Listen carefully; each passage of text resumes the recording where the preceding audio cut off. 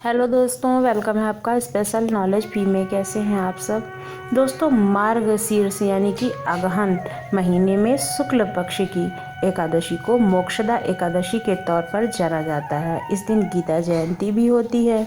इस दिन भगवान विष्णु की विशेष पूजा अर्चना करने का विधान माना जाता है और धार्मिक मान्यता के अनुसार मोक्षदा एकादशी व्रत के शुभ प्रभाव से व्रती को मोक्ष की प्राप्ति होती है। इसलिए इस एकादशी को मोक्षदा एकादशी के नाम से जाना जाता है।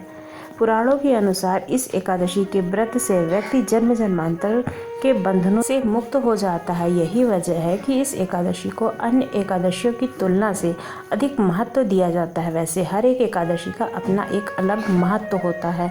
इस महीने में दिसंबर में 3 दिसंबर को शनिवार होगा। इस दिन मोक्षदा एकादशी का व्रत रखा जाएगा कि हिंदू पंचांग के मुताबिक 3 दिसंबर शनिवार को सुबह 5:39 से एकादशी शुरू हो जाएगी, जबकि एकादशी की जो समाप्ति है वो 4 दिसंबर को सुबह 5:43 पर ख़त्म हो जाएगी। ऐसे में उदया तिथि के मुताबिक मोक्षदा एकादशी का व्रत 3 दिसंबर को रखा जाएगा और 3 दिसंबर के दिन पूरे दिन एकादशी का व्रत रहेगा। इसलिए इसी दिन एकादशी का व्रत होगा और 4 दिसंबर को पारण किया जाएगा। समय होगा 1:14 से 3:19 तक का।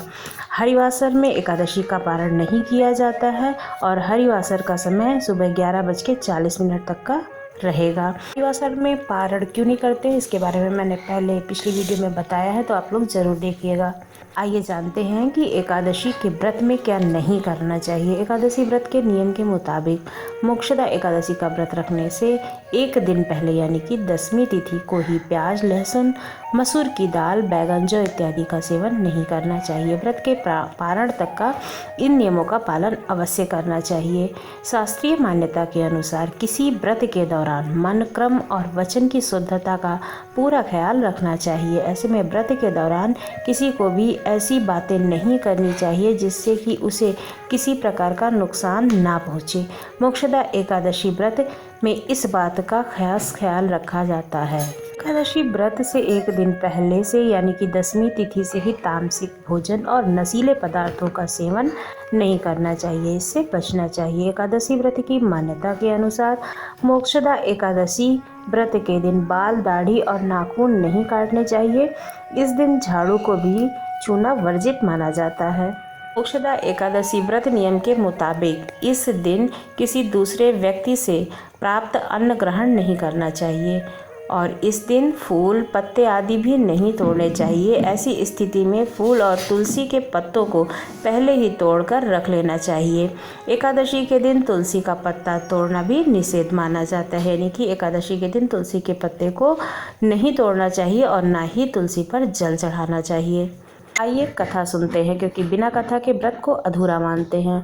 हमारे पुराणों में वर्णित कथा के अनुसार किसी समय में गोकुल धाम में वैशाखन नाम का एक राजा रहा करता था। एक रात उसने अपने सपने में अपने पिता की मृत्यु के बाद नरक की यातनाएं झेलते हुए देखा। अपने पिता की ऐसी हालत देखकर राजा बहुत दुखी हुआ, जिसके बाद अगले दिन उसने राज पुरोहित को बुलाया और अपने पिता की मुक्ति का उपाय पूछा। इस पर पुरोहित ने कहा कि समस्या का समाधान त्रिकालदर्शी महात्मा, जिनका नाम पर्वत है, वही कर सकते हैं। इसके बाद राजा पर्वत महात्मा के आश्रम में गए।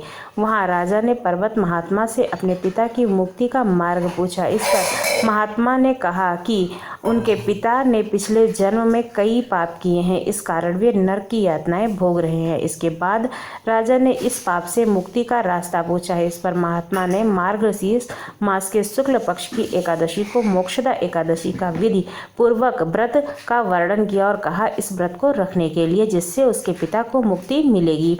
इसके बाद राजा ने मोक्षदा एकादशी का नियम पूर्वक व्रत किया है, जिससे उनके पिता को मुक्ति मिली और उनके पिता की आत्मा ने राजा को आशीर्वाद दिया।